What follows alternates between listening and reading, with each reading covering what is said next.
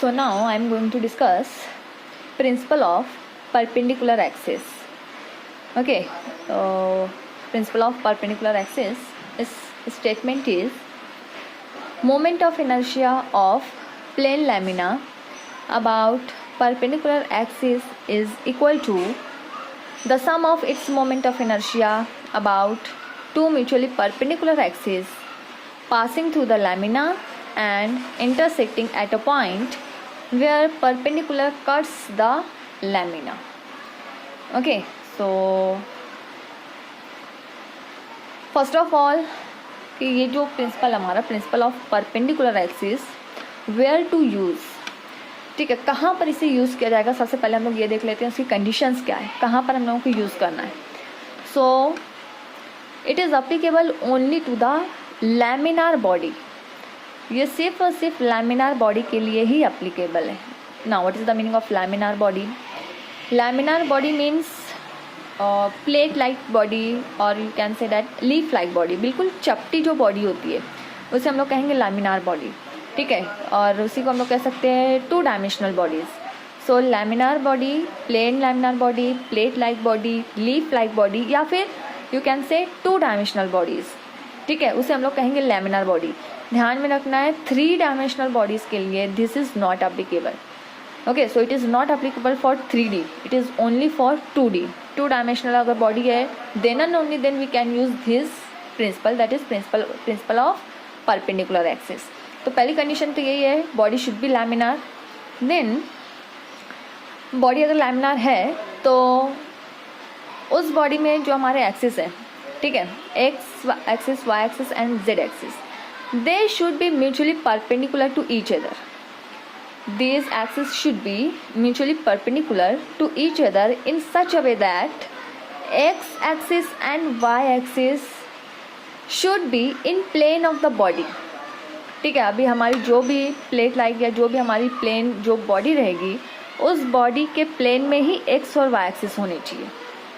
And z axis should be perpendicular to the plane of body. अगर कोई हमारी leaf like body है तो उस पर z एक्सिस हमारा किस तरीके से होना चाहिए, इस तरीके से परपेंडिकुलर, ठीक है. एंड x और y एक्सिस जो रहेगा वो प्लेन ऑफ द बॉडी के प्लेन में रहेंगे और z एक्सिस कैसा रहेगा, परपेंडिकुलर. अगर इस तरीके से कोई बॉडी होती है, कोई टू डायमेंशनल बॉडी अगर इस तरीके की रहती है then we can use the principle of perpendicular axis और थ्योरम ऑफ परपेंडिकुलर एक्सिस, ठीक है. तो अकॉर्डिंग टू दिस अगर हम लोगों को मोमेंट ऑफ इनर्शिया निकालना है बॉडी का around Z axis then I Z it is equal to I X plus I Y. कैसे, वही अगर हम लोगों को प्रूफ करना है, ठीक है. तो इसके प्रूफ के लिए हम लोग अभी देखते हैं किस तरीके से हम लोग इसको प्रूफ करेंगे. So proof for this, so proof के लिए फिगर पर हम लोग आते हैं. So consider a particle of mass, particle P of mass dm, ठीक है. कोई स्मॉल एलिमेंटल पार्टिकल मैं कंसिडर कर रही हूँ which is at P. So mass of the particle will be dm. Okay, now its distance from z axis will be OP. Its distance from x axis will be PM and its distance from y axis will be PM. So according to the figure PM is parallel to y axis, so I am giving it as from the figure PM is parallel to y axis, that means its value is equal to y. And in same manner PN, ठीक है, PN is parallel to x axis, so its value is x, ठीक है, according to a figure. So firstly we will start with moment of inertia of the body. Okay, so I'm going to start with moment of inertia of particle about z axis, ठीक है. z axis के around में अगर उसके about से हम लोगों को निकालना है पार्टिकल के लिए, पार्टिकल ऑफ मास dm, इसके लिए अगर हम लोगों को निकालना है so it is equal to dm, ठीक है, मास ऑफ द पार्टिकल. हम लोगों का मोमेंट ऑफ इनर्शिया फॉर्मूला क्या है, I is equal to mr square, m be the mass of the particle and r be the distance from axis of rotation. So m की जगह हम लोग यहाँ पे ले लेते हैं mass of the particle that is dm. z axis से what is the distance of dm from z axis, it's distance is op. So dm into op square, distance square इसलिए op square. So moment of inertia of particle, moment of inertia of particle. So now moment of inertia of body हम लोगों को निकालना है. Moment of inertia of body about z axis. ठीक है, अगर हम लोगों को पूरी बॉडी का निकालना है, अभी हम लोगों ने सिर्फ एक पॉइंट का निकाला है. ठीक है, पार्टिकल ऑफ मास dm, सिर्फ इसके लिए हम लोगों को निकालना है. Now we have to calculate for whole body about z axis. So it is equal to, I must say it is Iz, it is equal to integration of dm into op square. इसी को हम लोग क्या कर देंगे, पूरी equation को हम लोग इंटीग्रेट कर दे रहे हैं. So give it as equation number 1. Equation number 1 हम लोग इसको दे रहे हैं. ठीक है, so in same manner moment of inertia of particle, moment of inertia of particle about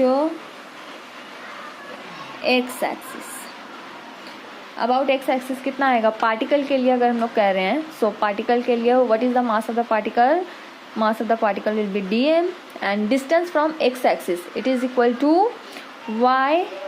so it is equal to y square. ठीक है, सो dm y स्क्वायर ये पार्टिकल के लिए था.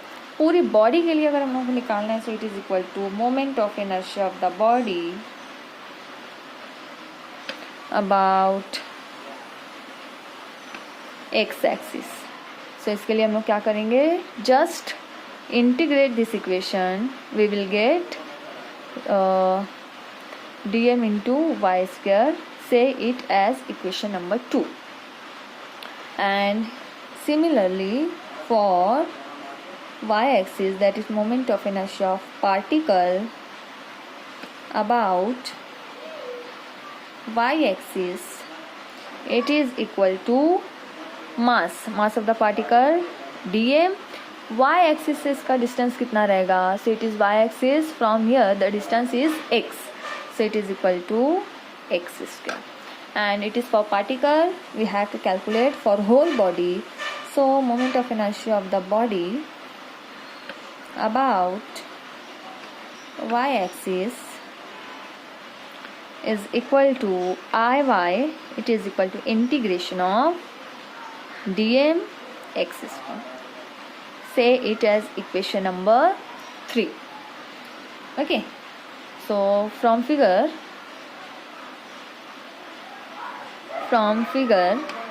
in triangle OPN.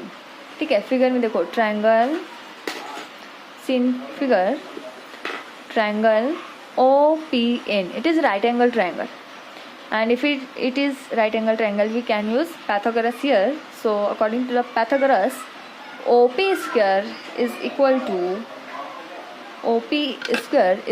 to ON square plus PN square. So OP square is equal to ON square plus NP square. Okay, so यहाँ पे देखो हम लोगों ने ज्योमेट्री में इसकी वैल्यू निकाली थी. Pn मीन्स x और ON मीन्स y.